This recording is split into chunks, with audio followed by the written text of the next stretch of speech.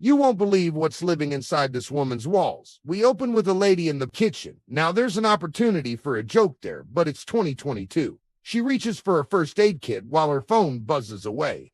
She gives it a look over, but decides not to answer as she patches up her finger, which she probably cut from running with scissors. The caller leaves a message. Seems to be a heartbroken ex-boyfriend or something. He really misses her, and yada yada.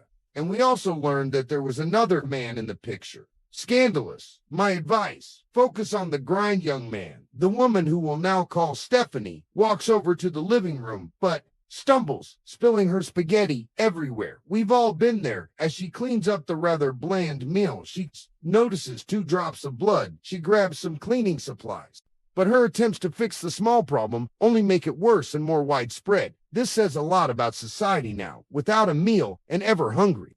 Stephanie checks her fridge, but it's empty. 2 minutes later, she checks again, still empty. Hate when that happens. So she orders some food before marking where to place a painting. She grabs a handy-dandy hammer and prepares to bludgeon in a nail, but instead, she knocks a small hole into the wall accidentally. Woman moment. Suddenly, there is a knocking on the door. Stephanie's anxiety heightens. She swiftly tiptoes towards the door, then lays her back against the wall. Eyes closed, she slips down, waiting for whoever or perhaps whatever is outside to leave. Then she quickly undoes several locks to sneak a peek outside.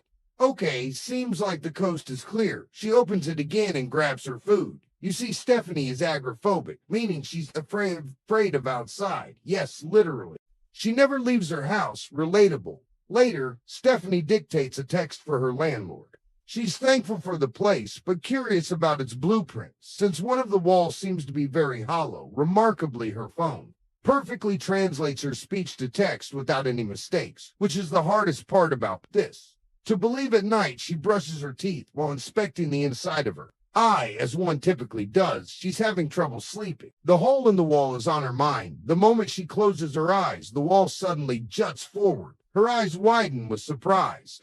But it was just a dream. Stephanie awakens and has a little therapy session. Her therapist believes it's time for her to come out of her shell and visit the office. Stephanie coughs in response. The therapist suggests this would be a great opportunity to get outside and visit the pharmacy. Stephanie smiles wide, agreeing to the challenge, but her eyes betray her true feelings. On the inside, she's a little scaredy cat. After the call, she dresses up and clutches her keys.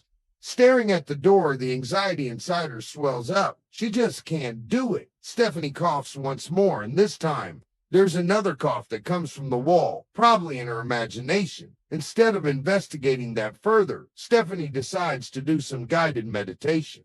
What does this woman's hair do anyway? Stephanie is instructed to imagine a happy place, and in it, a throne of her own creation. She is to sit on the throne and relax. Then the doorbell rings. Stephanie ordered cough medicine and some chocolate. I guess this is her idea of relaxation. Later on her way to bed, Stephanie walks by the hole, and there's hair coming out of it. Say that out of context before sleeping. She's sure to watch some minute movies. It's not long before she's perfectly relaxed and sound asleep. You're welcome. But then in the middle of the night, she emerges. The wall is calling to her.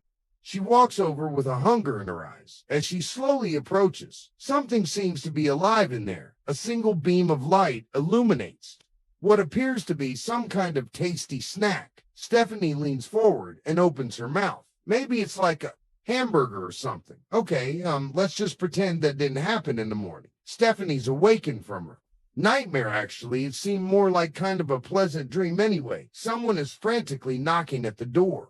It's her ex begging to talk.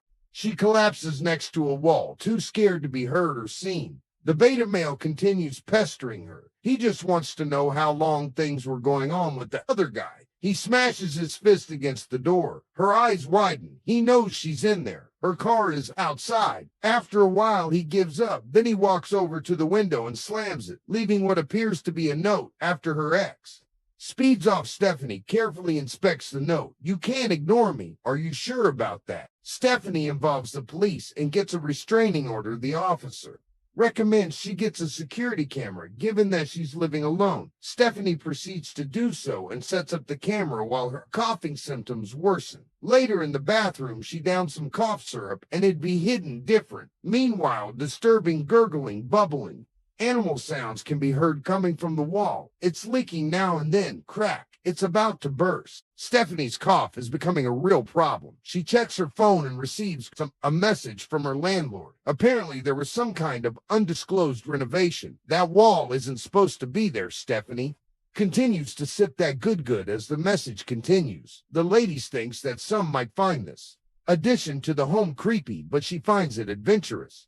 As far as Stephanie, she's in camp creepy, so she shuts the door. Despite this, she somehow finds herself sleeping in the hallway, right underneath the hole. She makes it back to her feet, then stumbles to her room, but steps on something. It's a tooth. Suddenly, without warning, she crams all 10 of her fingies into her mouth to count all her teeth. Could have just used your tongue, but okay, be extra, Stephanie. She backs away into her room, terrified, and shuts the door. The wall makes gut-wrenching sounds that get louder and louder in search of answers. She checks out her security camera footage. What she finds is baffling. Stephanie herself can be seen walking up to the hole and coughing something up. Whatever it is, it just keeps getting bigger. Upon closer inspection, it seems to be an entire arm.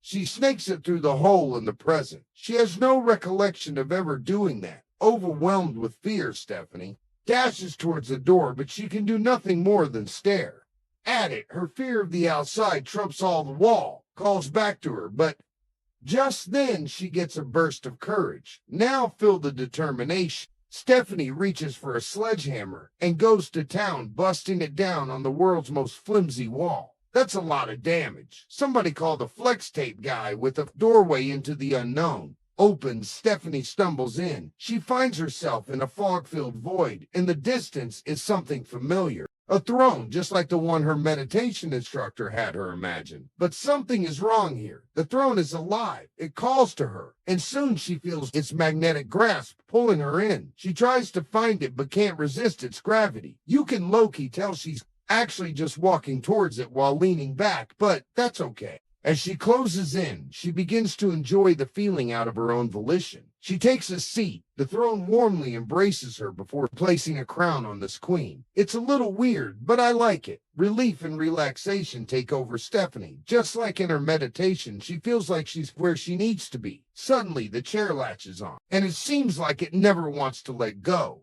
Stephanie fights desperately to escape its grip. Finally, she breaks free, grabs the hammer and slams it down. Fade to back, then snap back to reality. Eminem moment. It appears Stephanie has defeated her real monster agoraphobia. She's outside. She looks back at her handiwork and wonders, how am I going to pay for this? Like I said, cops here behind. Different moral of the story. Touch grass.